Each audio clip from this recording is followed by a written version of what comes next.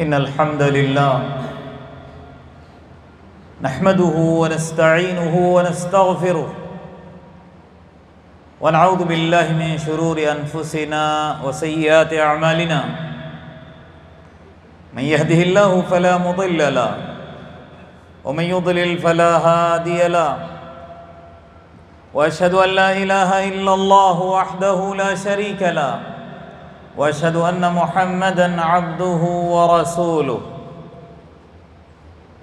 أما بعد فإن خير الحديث كتاب الله وخير الهدي هدي محمد صلى الله عليه وسلم وشر الأمور محدثاتها وكل محدثة بدعة وكل بدعة ضلالة وكل ضلالة في النار وكما قال عليه الصلاة والتسليم أعوذ بالله من الشيطان الرجيم بسم الله الرحمن الرحيم يا أيها الذين آمنوا اتقوا الله حق تقاته ولا تموتن إلا وأنتم مسلمون يا أيها الناس اتقوا ربكم الذي خلقكم من نفس واحدة وخلق منها زوجها وبث منهما رجالا كثيرا ونساء واتقوا الله الذي تساءلون به والأرحام إن الله كان عليكم رقيبا يا أيها الذين آمنوا اتقوا الله وقولوا قولا سديدا يصلح لكم أعمالكم ويغفر لكم ذنوبكم ومن يطع الله ورسوله فقد فاز فوزا عظيما وقال الله عز وجل في موضع آخر يثبت الله الذين آمنوا بالقول الثابت في الحياة الدنيا وفي الآخرة ويضل الله الظالمين ويفعل الله ما يشاء رب اشرح لي صدري ويسر لي أمري واحلل عقدة من لساني يفقهوا قولي رب زدني علما سبحانك لا علم لنا إلا ما علمتنا إنك أنت العليم الحكيم رب يسر ولا تعسر وتمم بالخير حاضرین جمعہ، پردہ نشین خواتین اور میرے پیارے پھول جیسے بچوں، تمام قسم کی بڑائی، بزرگی، شان و شوکت، عظمت و جلالت ایک اللہ وحدہ لا شریک کے لیے ہی لائق اور زیبا ہے۔ درود ہو، سلام ہو حضرت محمد صلی اللہ علیہ وسلم پر، آپ کے اصحاب، تابعین اور تبع تابعین پر۔ اس مختصر سی حمد اور درود کے بعد میں نے آپ حضرات کے سامنے قرآن کریم میں سے ایک آیت کریمہ جو کہ بہت ہی مشہور، کئی دفعہ مذاکرے میں یہ آئی ہے، عنوان کے طور پر آپ کے سامنے تلاوت کیا ہے۔ اسی آیت کو عنوان بنا کر آج کی اس جمعہ کی محفل میں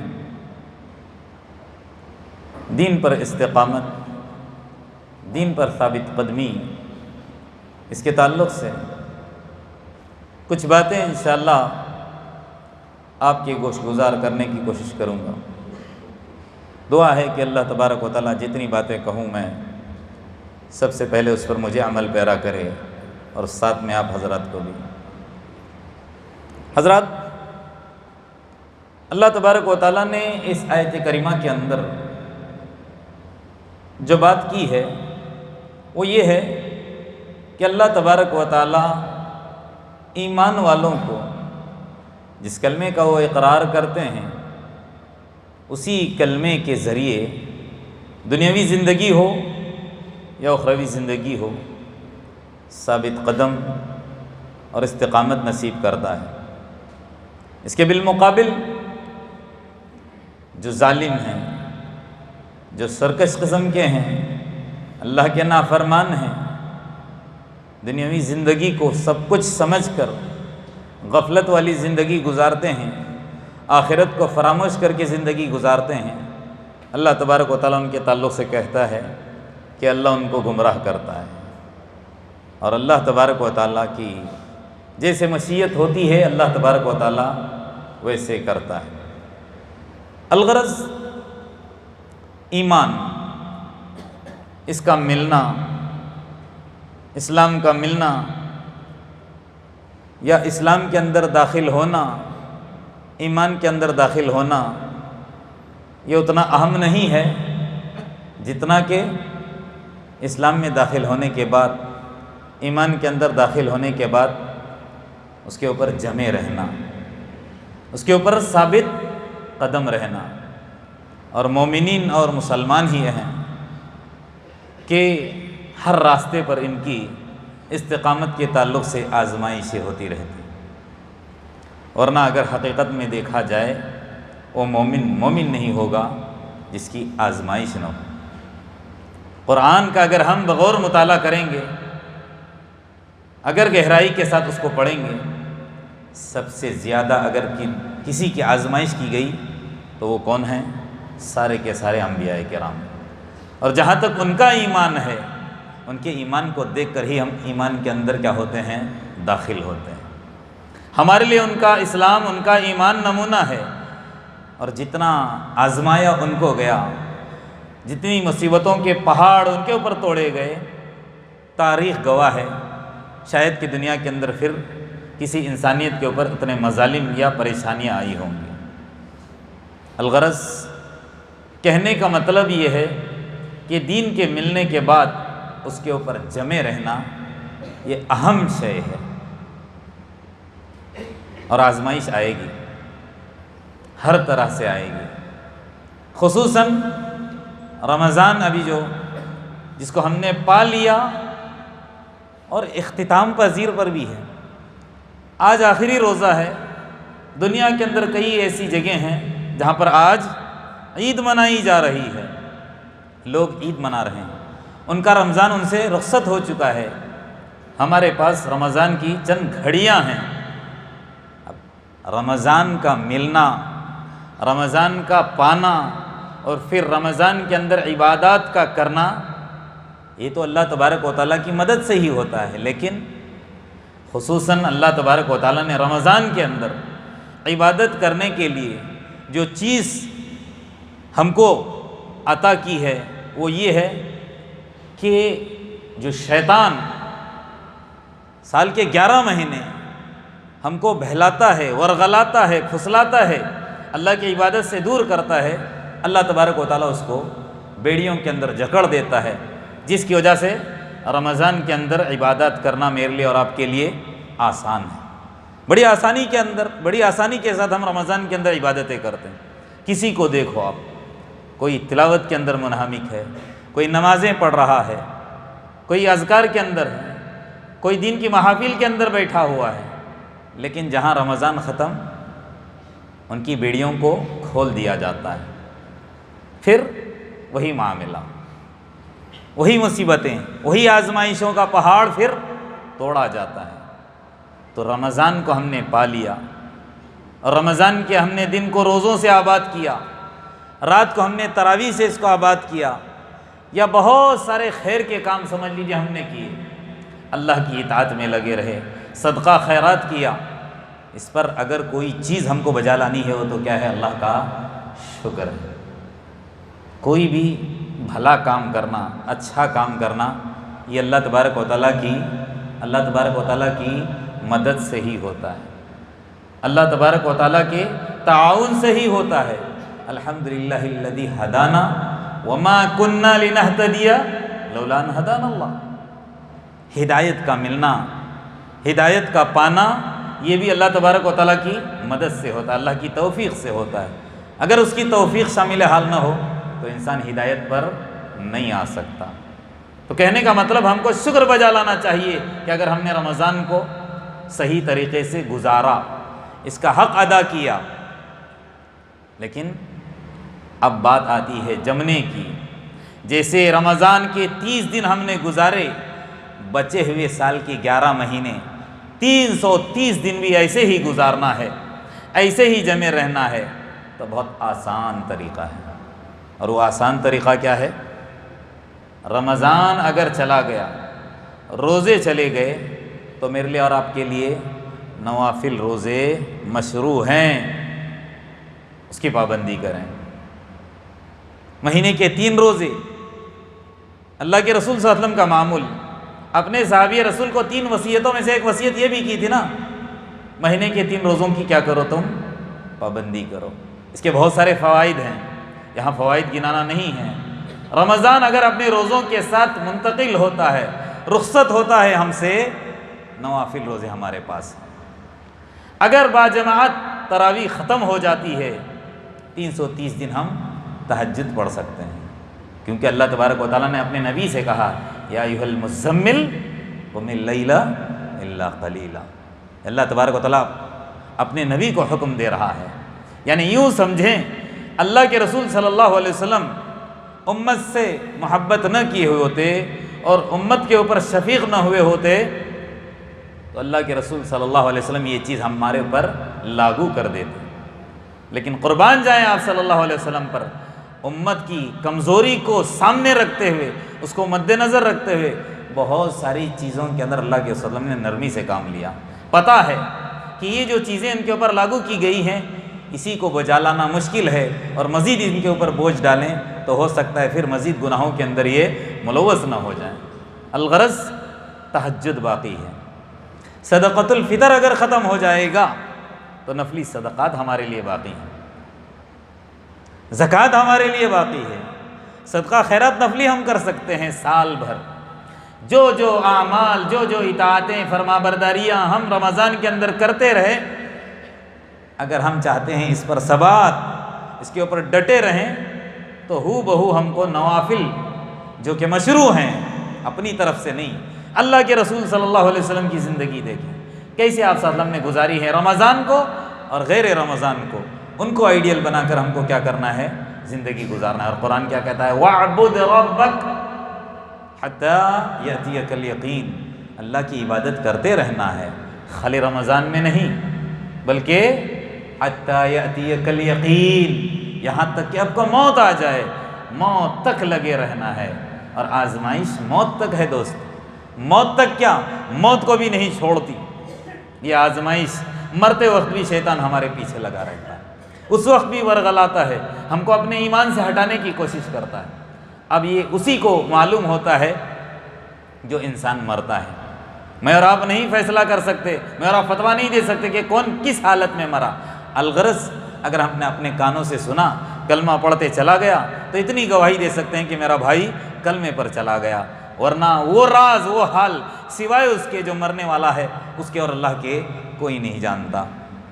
ایک مرتبہ ایک صحابی رسول، غالباً حضرت عبداللہ سفیان الثقفی، اللہ کے رسول صلی اللہ علیہ وسلم کے پاس آتے ہیں، اور اللہ کے رسول صلی اللہ علیہ وسلم کے پاس آ کر کہتے ہیں یا رسول اللہ صلی اللہ علیہ وسلم قل لی فی الاسلام، اسلام کے اندر کوئی ایسی چیز مجھے بتا دیجئے، کوئی ایسی چیز، قولا، ایسا قول یا ایسا کام، لا اسأل عنہ احدا بعدک یا رسول اللہ، ایسا کام یا ایسی ترتیب مجھے بتا دیجئے، ایسا عمل کہ پھر آپ کے علاوہ یا آپ کے بعد، دو الفاظ آتے ہیں، ایک تو بعدک اور فی روایت غیرک، آپ کے علاوہ یا آپ کے بعد میں کسی سے پھر پوچھتا نہ پھروں، کوئی ایسی بات بتا دیجئے، کوئی ایسا کام بتا دیجئے کہ جس پر میں ڈٹا رہوں، کرتا رہوں۔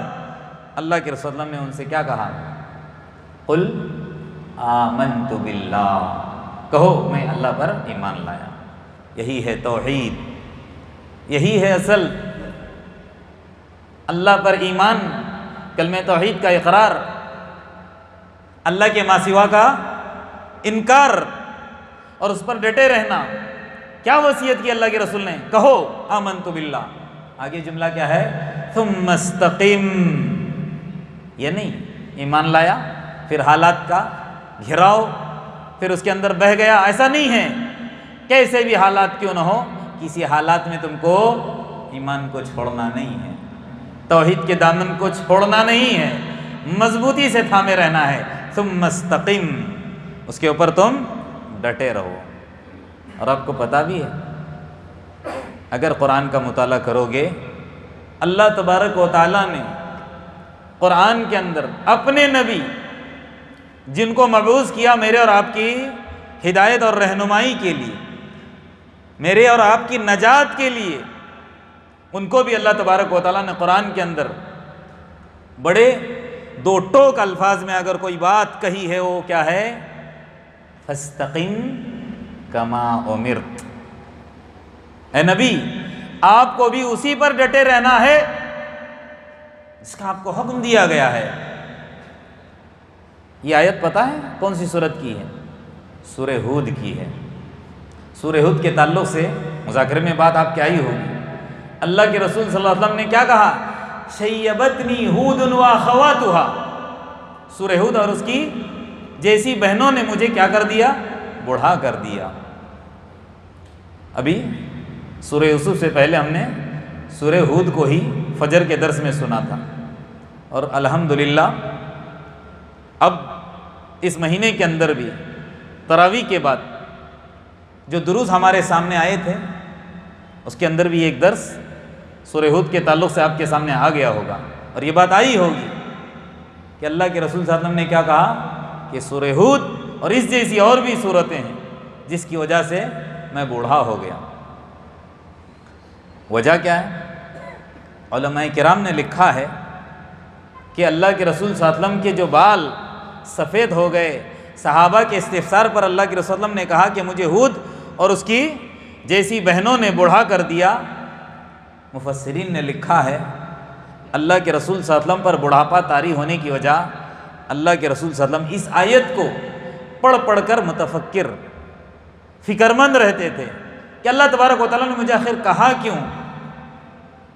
کیوں ایسا مطلب حکم دیا؟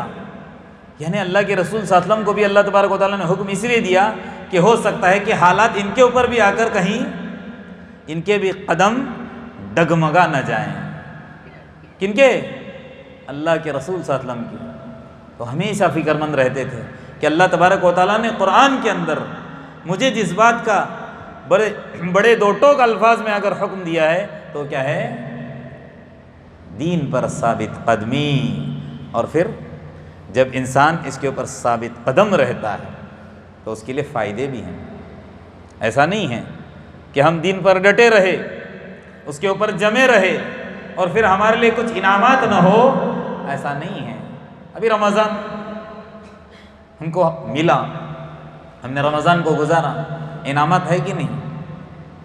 رمضان ختم ہوتا نہیں، چاند رات سے ہمارے لیے انعامات کا سلسلہ شروع۔ احادیث کا مطالعہ کریں، اللہ تبارک و تعالیٰ اعلان کرتا ہے فرشتوں سے، مہینہ بھر اگر کوئی انسان کسی کے پاس کام کرتا ہے، ڈیوٹی کرتا ہے، بدلے میں اس کو کیا ہے؟ تنخواہ ملنی چاہیے کہ نہیں؟ فرشتے کہتے ہیں کیوں نہیں؟ ہاں بالکل ہو بہو، میرے بندے مہینہ بھر روزے، مہینہ بھر تراویح، خوب تلاوتیں، خوب صدقہ خیرات، کیا میں ان کو نہ دوں؟ سب سے پہلا انعام کیا ملتا پتہ ہے؟ بخشش۔ بخشش اللہ کی طرف سے پروانہ ملتا ہے، معافی۔ اور اس وقت سمجھ لیجئے کہ ہم نے جیسے اللہ تبارک و تعالیٰ نے چاہا، جیسے اللہ کے رسول صلی اللہ علیہ وسلم نے ہم کو سکھایا، ویسے رمضان گزارا اور پھر اسی بخشش کی حالت میں موت آ گئی تو الحمدللہ۔ الغرض کہنے کا مطلب یہ ہے کہ جب انسان دین کے اوپر ثابت قدم رہتا ہے تو اس کے لیے انعامات ہیں، اور یہ انعامات اللہ نے اپنے کلام اللہ کے اندر ہی بیان فرمایا ہے۔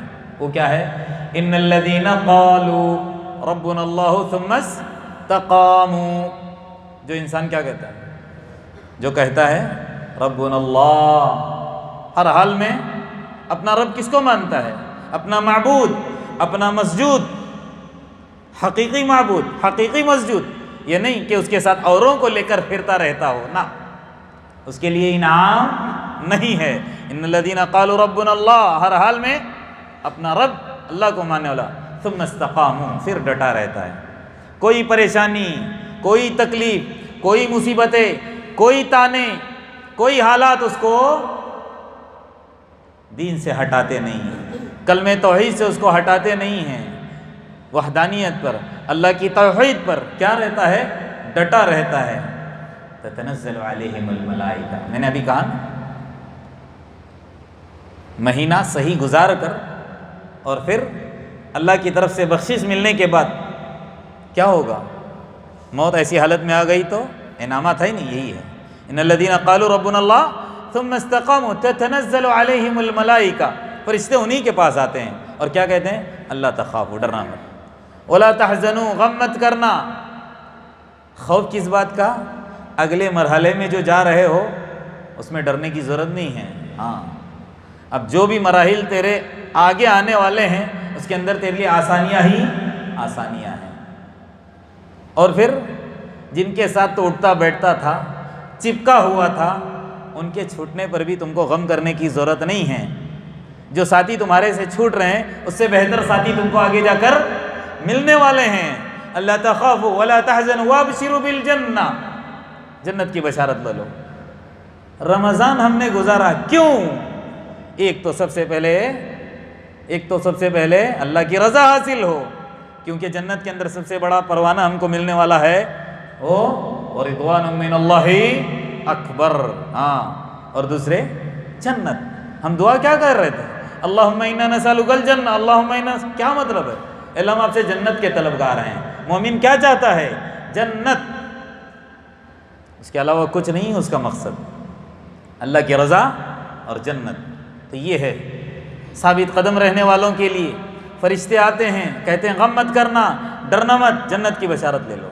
اور آگے میں نے کہا نا، ساتھیوں کے چھوٹنے پر نہ، نحن اولیاؤکم فی الحیات الدنیا وفی الآخرہ، فرشتے ہمارے ساتھی ہیں۔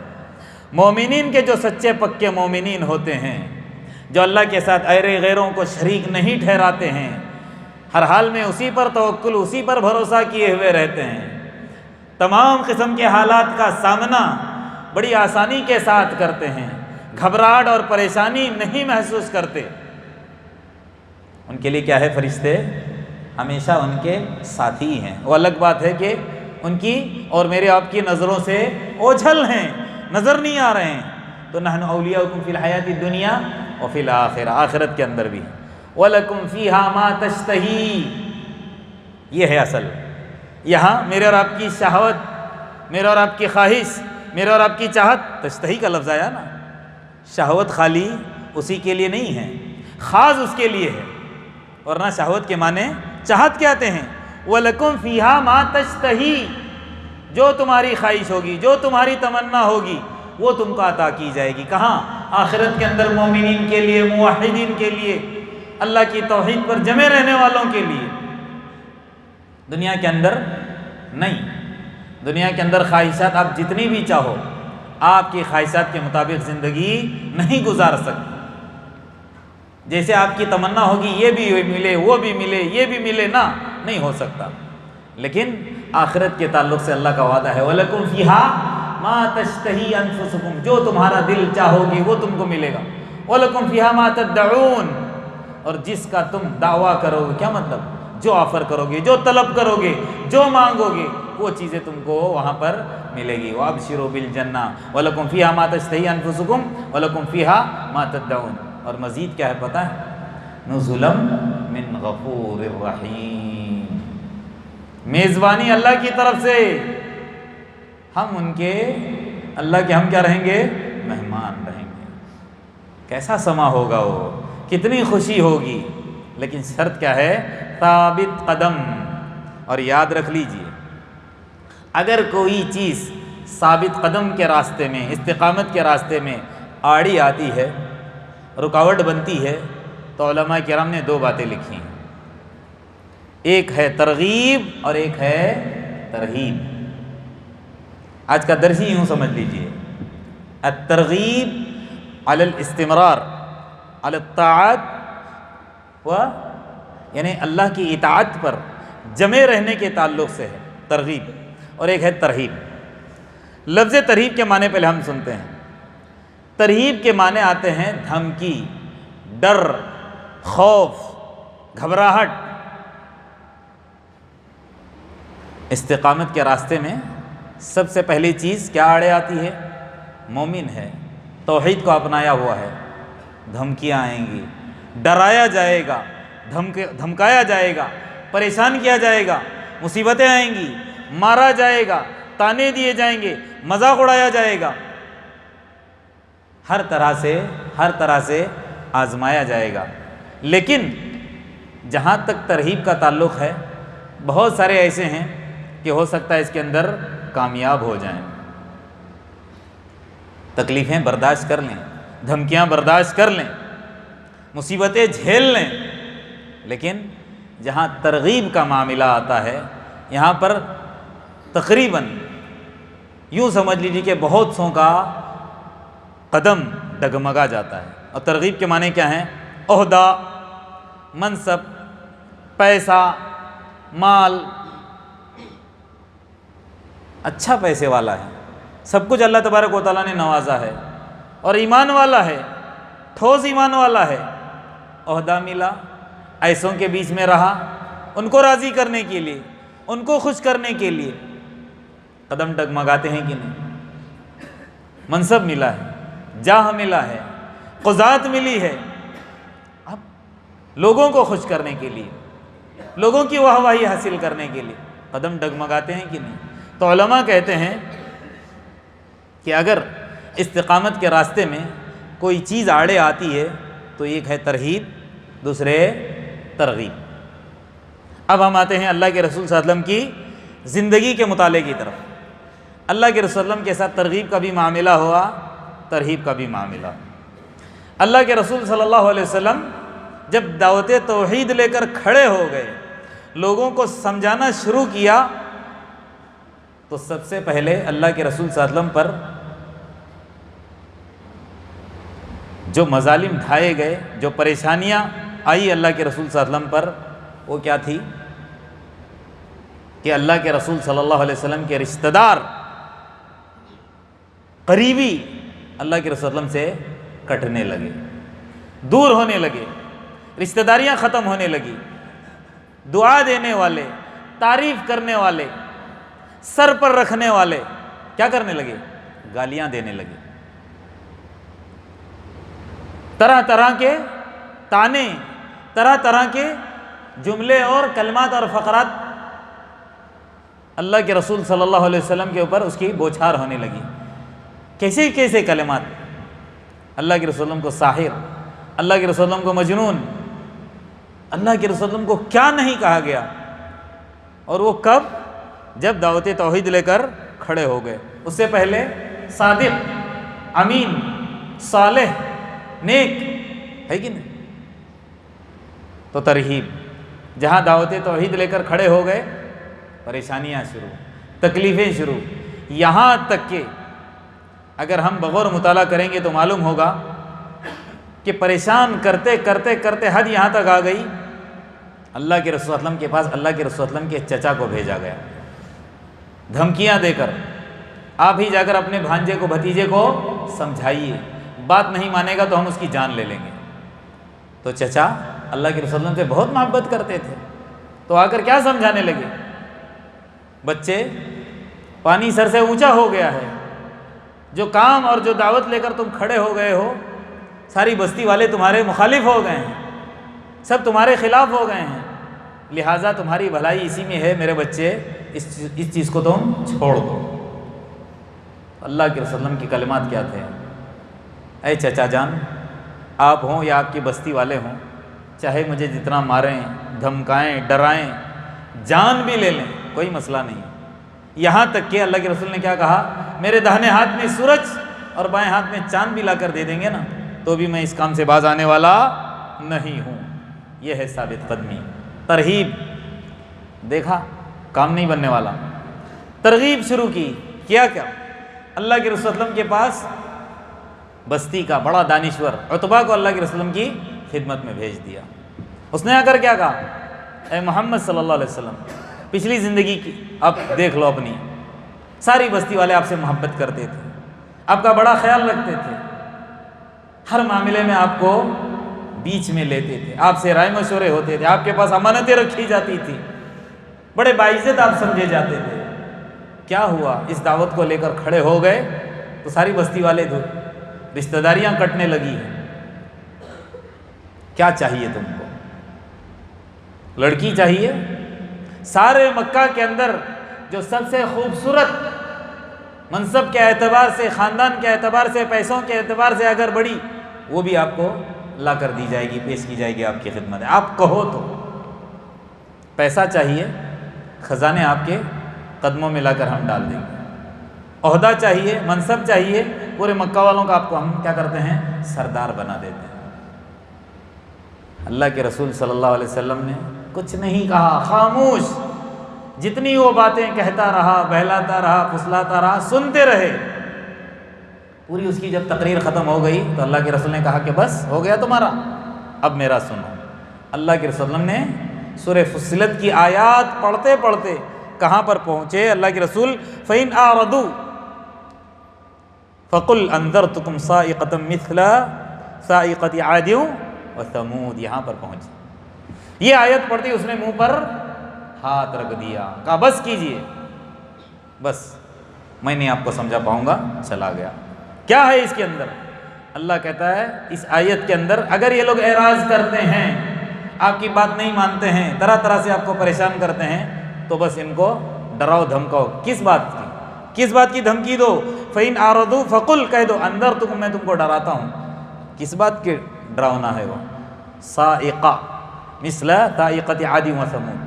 ان ہلاکت کی، ان تباہی کی، ان بربادی کی تم کو دھمکی دیتا ہوں جو تباہی کن کو لاحق ہو گئی؟ عاد اور سمود کو. یہ مثال کیوں دی گئی پتہ ہے؟ میں اور آپ 6 فٹ کے ہیں، 5.5 فٹ کے ہیں، کچھ حیثیت نہیں میرے اور آپ کی. ذرا زوروں کی ہوائیں اگر چلی تو اڑ جائیں گے. لیکن وہ کیا تھے؟ عاد اور سمود. پتہ ہے 70 گز 80 گز کے تھے. 14 سے 15 فٹ چوڑا سینہ تھا. ناریل کے پیڑوں کو جیسے ہم دھنیا کے جو پودے ہوتے ہیں اکھاڑ کر پھینکتے ہیں، ایسے ناریل کے درختوں کو اکھاڑ کر پھینکا کرتے تھے. ایسی طاقت والے، من اشد منا قوہ کا اعلان کرنے والے. کیا حالت ہوئی ان کی؟ ایسی حالت تمہاری کی جائے گی. اتنا کہنا تھا کہ بھاگ گیا ہو، نہیں ڈرا پایا، نہیں دھمکا پایا.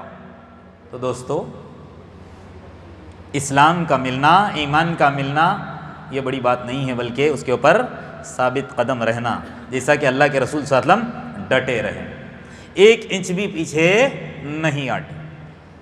اس کے کچھ اسباب ہیں. بات بہت زیادہ ہو رہی ہے لیکن گھر میں جا کر کریں گے کیا؟ رمضان کا مہینہ ہے، مسجد میں بیٹھے رہیں گے، سنیں گے، اس پر اجر ہی اجر ہے انشاءاللہ. یعنی ہمارا وقت یہ ضائع نہیں جائے گا، یہ لکھا جائے گا، کاؤنٹ کیا جائے گا. اس پر ہم کو بہت سارے اجر اور انعامات ملیں گے انشاءاللہ. سنیے، بیٹھے رہیے، اونگنے کا کام چھوڑ دیجیے، بعد میں جا کر آپ اونگتے رہیے. خطبہ جب چل رہا ہو نا، دھیان سے سنیں. فائدہ کیا ہوگا؟ علم ملے گا ہم کو، اور پھر اس علم کی روشنی میں ہم زندگی گزار سکیں گے. اگر ہم سنیں گے نہیں تو پھر کچھ معلوم نہیں ہوگا، پھر کوئی ہم سے سوال کرے گا تو جواب نہیں دے پائیں گے، پھر ان کی طرف ہم کو بھاگنا پڑے گا. یہی ہفتے کے اندر ایک دن ایسا آتا ہے جس کے اندر علم تقسیم کیا جاتا ہے. اللہ کے رسول صلی اللہ علیہ وسلم اس خطبے کو بڑی اہمیت دیتے تھے. بڑا جامع خطبہ ہوا کرتا تھا اللہ کے رسول صلی اللہ علیہ وسلم کا. ہفتے میں ساری بستی والے ایک مرتبہ مجھے ملتے ہیں. بڑے جامع خطبات اللہ کے رسول صلی اللہ علیہ وسلم کے ہوتے تھے. اور یہ جو خطبات آپ کے سامنے پیش کیے جا رہے ہیں یہ اللہ کے رسول صلی اللہ علیہ وسلم کے فرمان ہی ہیں. یا تو اللہ کا کلام آپ کے سامنے آتا ہے یا تو اللہ کے رسول صلی اللہ علیہ وسلم کا فرمان ہی آتا ہے. الگ بات ہے کہ ہم معافی ضمیر ادا کرنے کے لیے اپنی زبان کا استعمال کر رہے ہیں. اگر کوئی عربی ہمارے سامنے پیش کرے تو کہاں میرے اور آپ کی سمجھ میں آئے گی؟ ارے میرے اور آپ کی تو چھوڑیے، کتنے ایسے عالم اور فاضل ہوں گے اگر ٹھوس عربی کے جملے ان کے بھی سامنے آئے نا، سر کے اوپر سے ان کی نکل جاتی ہے. عربی اتنی آسان نہیں ہے جتنی میں اور آپ سمجھتے ہیں. عربی جتنی میں اور آپ سمجھتے ہیں آسان ہے کہ عربی خطبہ علماء نہیں سمجھتے ہیں. اور یہ اس وقت پتہ چلتا ہے جب وہ کلمات کہتے ہیں. عربی کا معاملہ کہ کتنے پانی میں ہے، زیر زبر سے لگتا ہے. ایک آدمی زیر کی جگہ زبر لگا دیا تو سمجھ لیجیے کہ بات اس کی سمجھ میں آئی نہیں ہے، ورنہ کبھی بھی اس طرح کی وہ غلطی نہیں کر سکتا. خیر، پہلو سے میں ہٹ رہا ہوں، الغرض کہنے کا ہے، پٹری سے ہٹ رہا ہوں. دین پر ثابت قدمی کے لیے، ڈٹے رہنے کے لیے ہم کو کچھ اسباب بتائے گئے ہیں. زیادہ نہیں، 2-3 اسباب بیان کروں گا. اور سب سے پہلا جو سبب ہے اس کا جاننا مجھے اور آپ کے لیے بہت ضروری ہے، میرے لیے اور آپ کے لیے بہت ضروری ہے۔ اور وہ سب سے پہلا سبب کیا ہے؟ اسلامی تربیت۔ دین پر ثابت قدمی رہنے کے لیے اسلامی تربیت ہونی چاہیے۔ اور اسلامی تربیت کیسے ہو؟ علمی سطح پر ہو، اسلام کے بارے میں علم حاصل کرنا ضروری۔ آج میرا اور آپ کے پاس علم نہ رہنے کی وجہ سے بات بات پر میرا اور آپ کے قدم ڈگمگا جاتے ہیں۔ اس نے کہا اس کے پیچھے، اس نے کہا اس کے پیچھے، یہ تحریک آ گئی اس کے پیچھے، شکیل حنیف آ گیا اس کے پیچھے بھاگے، اور کوئی آیا اس کے پیچھے بھاگے۔ کیا ہے یہ حالات؟ علم نہیں ہے میرا اور آپ کے پاس۔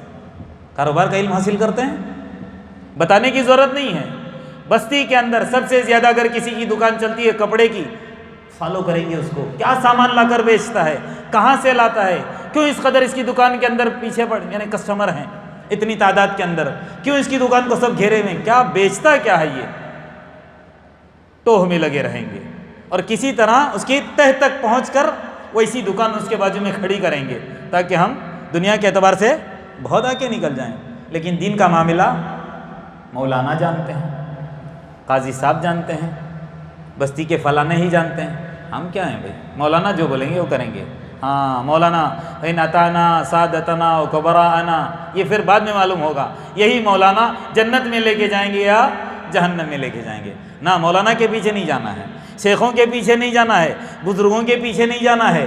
اگر کسی کا دامن تھامنا ہے تو وہ اللہ کے رسول صلی اللہ علیہ وسلم کا دامن تھامنا ہے، اور دامن تھامنے کے لیے علم بھی ہے۔ بہت سارے لوگ دعویٰ کرتے ہیں کہ ہم نبی کا دامن نہیں چھوڑیں گے۔ دامن تو چھوڑیے، دامن کے قریب ہی نہیں پہنچے۔ آپ کی پوجا کی جا رہی ہے، آپ کو پوجا جا رہا ہے، آپ کو اللہ کا درجہ دیا جا رہا ہے، اور کہتے ہیں کہ ہم آپ کا دامن، نہ نہ نہ نہ، ایسا نہیں ہے۔ تو لہٰذا اسلامی تربیت کا مطلب علمی سطح پر، اور علمی سطح پر سب سے پہلی چیز جو جاننی ہے وہ توحید کیا ہے وہ سمجھنا ہے۔ کیا ہے یہ توحید؟ اللہ کی وحدانیت کیا ہے؟ اللہ کو ہم الہ کیوں مانیں؟ کیا وجہ ہے؟ اتنے سارے انبیاء آ کر کیا ہم کو سمجھائے؟ یہ جاننا بے حد ضروری ہے۔ توحید کا فہم، توحید کی سمجھ، اور دوسری چیز جو ہم کو جاننی ہے وہ اللہ کے رسول صلی اللہ علیہ وسلم کی رسالت۔ اللہ کے رسول صلی اللہ علیہ وسلم کو رسول کیوں بنایا گیا ہے؟ کیا اللہ کے رسول صلی اللہ علیہ وسلم امت کو دے کر گئے ہیں؟ ان چیزوں کا جاننا یہ بے حد ضروری ہے۔ تو ہماری کیسے اسلامی تربیت علمی سطح پر، اور علمی سطح پر کیسے اللہ کی توحید کو جاننا ہے اور اللہ کے رسول صلی اللہ علیہ وسلم کی رسالت کو جاننا ہے۔ اگر ہم توحید کے اندر پکے ہو گئے، رسالت کے معاملے میں ہم ٹھوس ہو گئے، تو پھر دنیا کی کوئی مصیبت، کوئی پریشانی، کوئی آفت ہمارے قدم کو ڈگمگا نہیں سکتی، ہمارے پیروں کے اندر لغزش پیدا نہیں کر سکتی۔ ہاں یاد رکھ لیجئے، استقامت سے کبھی نہیں ہٹا سکتی۔ اللہ کے رسول صلی اللہ علیہ وسلم کی وفات کا واقعہ آپ کے سامنے ہے۔ جب تک اللہ کے رسول صلی اللہ علیہ وسلم دنیا کے اندر رہے، لوگ کہاں تھے؟ اسلام کے اندر، ایمان کے اندر، یہاں تک کہ 9 ہجری کو اللہ کے رسول کی وفات سے پہلے اطراف، مکہ کے اطراف سے بہت سارے قبیلے والوں نے لیٹر لکھ کر، کاغذ لیٹر کے ذریعے سے اپنے اسلام کا کیا کیا تھا؟ اعلان فرمایا تھا کہ ہم اسلام کے اندر داخل ہوتے ہیں۔ بات ہماری سمجھ میں آ گئی ہے، لیکن تربیت نہیں ہوئی، خالی انہوں نے کلمہ پڑھا ہے، انہوں نے کلمہ پڑھ لیا بس، ورنہ کیا ہے حقیقت اچھی طرح سے واقف نہیں ہوئے تھے۔ نتیجہ کیا ہوا؟ جہاں اللہ کے رسول کی وفات ہو گئی، لوگ مرتد ہونے لگے۔ سارا جزیرہ عرب اسلام سے پھر گیا، مرتد ہو گیا، اسلامی احکامات کا انکار کرنے لگے، لوگ زکوٰۃ دینے سے انکار کرنے لگے۔ لیکن ایسے موقع پر بھی اگر کوئی ثابت قدم رہے تو 3 بستی والے، ویسے حضرت ابوبکر رضی اللہ عنہ کا تو بہت لمبا چوڑا واقعہ ہو جائے گا، میں آپ کو یہ سمجھانا چاہتا ہوں، 3 بستی والے، مکہ، مدینہ اور طائف، 3 بستی والے، یہاں کے جتنے بھی صحابہ تھے اسلام کے اوپر ڈٹے رہے، ثابت قدم رہے، ورنہ اطراف کی بستی والے سارے کے سارے مرتد ہو گئے تھے۔ یہ میں سمجھانا آپ کو چاہتا ہوں کہ یہ ڈٹے کیوں رہے اور وہ کیوں نکل گئے، کیونکہ ان کی تربیت نہیں ہوئی تھی۔ انہوں نے سن کر اسلام کو قبول کیا تھا، ان تک صحیح پیغامات نہیں پہنچے تھے، اور یہاں معاملہ کیا تھا؟ اللہ کے رسول اللہ کی صحبت ان کو نصیب تھی، اللہ کے رسول اللہ کے ساتھ روزانہ اٹھتے بیٹھتے تھے، اللہ کے رسول اللہ نے ان کی تربیت کی تھی علمی سطح پر، توحید کیا ہے، رسالت کیا ہے، اللہ کی معرفت کیا ہے، سب جان گئے تھے، اس لیے وہ اس کے اوپر ثابت قدم رہے۔ اور پھر اللہ تبارک و تعالیٰ نے انہی 3 بستی والوں کو ذریعہ بہانہ بنا کر جو حالات پیش آئے تھے، لوگ اسلام سے پھرنے لگے تھے، واپس پھر دین کے اندر داخل ہو گئے۔ اور آج اگر ہم دیکھیں ہماری بستی کے اندر، خصوصاً ہمارے ملک کے اندر حالات ایسے ہیں، لوگ بڑی تیزی کے ساتھ اسلام کو چھوڑ رہے ہیں۔ خصوصاً آپ لوگوں نے سنا ہوگا بہت ساری بچیاں ان کے اوپر پلاننگ کر کے ان کو اسلام سے ہٹایا جا رہا ہے۔ کون سی ایسی پلاننگ ہے کہ وہ اسلام سے ہاتھ دھو بیٹھ رہے ہیں، مرتد ہو رہے ہیں، بچیاں اسلام چھوڑ رہی ہیں یا نوجوان بچے چھوڑ رہے ہیں؟ کیا وجہ ہے؟ وجہ یہی ہے کہ اسلامی تربیت نہیں ہے، ماں باپ نے کبھی خود نہیں سیکھا اور کبھی یہ فکر نہیں کی کہ ہم ان کو بھی سکھائیں۔ ہر ماں باپ کو، ہر والدین کو، ہر نوجوان کو، ہر شادی شدہ کو اس بات کی فکر ہونی چاہیے جیسے میں مسلمان ہوا ہوں ان کو بھی مسلمان ویسے بناؤں۔ اور یہ فکر کیوں کرنی چاہیے پتہ ہے؟ ہم چلے جائیں گے لیکن اگر ہم چاہتے ہیں کہ ہمارے اکاؤنٹ میں جانے کے بعد بھی کچھ جمع ہوتا رہے، تب ہم کو ان کو حالت ایمان میں ہی، مضبوط ایمان کے ساتھ ہی چھوڑ کر جانا پڑے گا۔ دین کی صحیح تعلیم، صحیح تربیت کر کے ہی جانی پڑے گی، تبھی جا کر ہمارے لیے دنیا سے ہمارے اکاؤنٹ کے اندر پتہ نا ولد صالح یدعو لہ، اگر صالح اولاد چھوڑ کر نہیں جائیں گے تو وہ ماں باپ کے حق میں کہاں؟ تھوڑے دن پہلے آئے تھے نا شیخ باہر سے، کیا کریں یہی چنو منو جو بیٹھے ہوئے ہیں یہ ہمارے لیے ذخیرہ آخرت ہیں، ان کو ہم چھوڑ کے جائیں گے، چھوٹے چھوٹے بچے جانے کے بعد یہ ہمارے لیے دعائیں کریں گے، لیکن کس صورت میں؟ کبھی ہمارے لیے دعا کریں گے جب ہم ان کی صحیح نہج پر، دین پر تربیت کر کے ان کو ہم چھوڑے جائیں گے۔ ان کی ہم دنیا کے اعتبار سے فکر کرتے ہیں، اچھے ڈریس دلاتے ہیں، اچھے کھانے پینے دلاتے ہیں، سائیکل، یہ وہ سب کی فکر ہے، اچھا اسکول، اچھی تعلیم، لیکن اگر کسی بات کی فکر نہیں ہے تو دینی فکر نہیں ہے۔ تو یہ ایک سبب ہے، کون سا؟ دین پر ثابت قدم رہنے کے لیے اسلامی تربیت۔ اور دوسری چیز کیا ہے؟ قرآن فہمی، قرآن کو سمجھنا۔ اللہ کے رسول صلی اللہ علیہ وسلم کے تعلق سے آپ ذرا سنیے، اللہ کے رسول صلی اللہ علیہ وسلم قرآن ہی سمجھانے کے لیے آتے تھے نا، قرآن سمجھانے کے لیے آتے تھے کہ نہیں؟ اور اللہ کے رسول صلی اللہ علیہ وسلم سے بڑھ کر کسی کو قرآن کا فہم تھا ہی نہیں۔ قرآن کہتا ہے کہ قرآن فہمی کتنی ضروری ہے کہ اللہ کے رسول صلی اللہ علیہ وسلم بھی دعوت کے میدان میں کبھی کبھی کیا ہو جاتے تھے پتہ ہے؟ مایوس ہو جاتے تھے۔ جب حالات ان کے اوپر آتے تھے نا تو اللہ کے رسول کا دل بھی تنگ ہو جاتا تھا، پریشان ہو جاتے تھے، تو اللہ آسمان سے آیتیں اتارتا تھا۔ کیا اتارتا تھا؟ وَكُلًّا نَقُصُّ عَلَيْكَ مِنْ أَنْبَاءِ الرُّسُلِ مَا نُثَبِّتَ بِهِ فُؤَادَكَ۔ پچھلے انبیاء کے اللہ تبارک و تعالیٰ واقعات پڑھ پڑھ کر نبی کو سناتا تھا، جہاں آیتیں آتی تھی بات سمجھ میں آتی تھی، پھر اللہ کے رسول دوبارہ ریفریش بولتے ہیں، تازگی آ جاتی تھی۔ اس لیے کہتے ہیں نا ایمان کے اندر تجدید بھی ہوتی ہے۔ اللہ کے رسول نے کہا بھی ایک موقع پر جددوا ایمانکم، جددوا ایمانکم، اپنے ایمان کو تازہ کرو۔ صحابہ نے پوچھا کیف نجدد ایماننا، ہم اپنے ایمان کو تازہ کیسے کریں؟ کیا کہا اللہ کے رسول نے؟ اکثر من قول لا الہ الا اللہ، توحید کی کثرت، کلمہ لا الہ الا اللہ اور اس کے تقاضے، اس کو کثرت سے تامے رہو۔ یہ چیز تم کو کیا کرے گی؟ تمہارے ایمان کے اندر تازگی پیدا کرے گی۔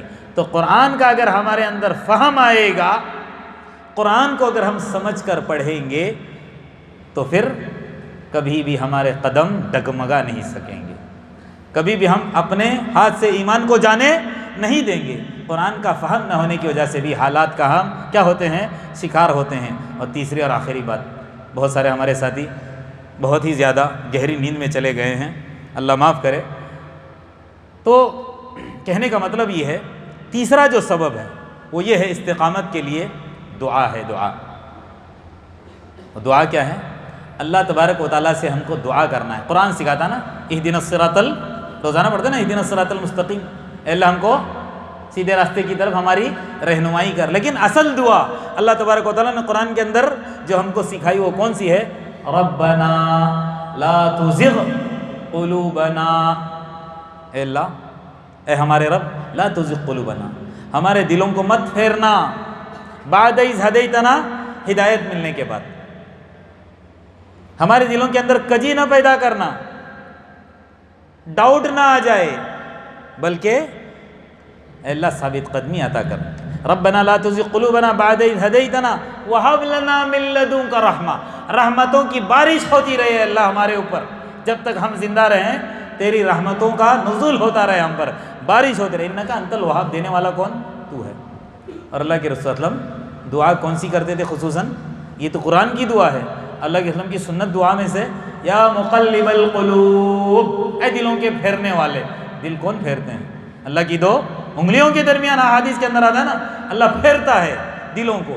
اے دلوں کے پھیرنے والے، یا مقلب القلوب ثبت قلبی علی دینک، اپنے دین پر مجھے ثابت قدم رکھ۔ اے اللہ ثابت قدم، دعا بہت ضروری ہے، اس کو ہلکا مت سمجھیے۔ الدعاء سلاح المؤمنین، مومنین کا ہتھیار ہے۔ کہیں یہ بھی کہا گیا الدعاء هو العبادہ، عبادت ہے، دعا ہی عبادت ہے۔ چلتے پھرتے اٹھتے بیٹھتے کیا کہنا؟ یا مقلب القلوب ثبت قلبی علی دینک، اے اللہ ہمارے قلوب کو دین پر ثابت قدم رکھ۔ کیوں؟ دل ہی ہے، اس کے اندر طرح طرح کے خیالات آتے ہیں، اور پھر دل سے زبان پر آتے ہیں، اور زبان سے نکل گئے تو پھر صحابہ نے پوچھا بھی تھا نا، اللہ کے رسول بہت سارے خیالات آتے ہیں، شیطان طرح طرح کے خیالات لاتا ہے، کیا کریں سمجھ میں نہیں آتا۔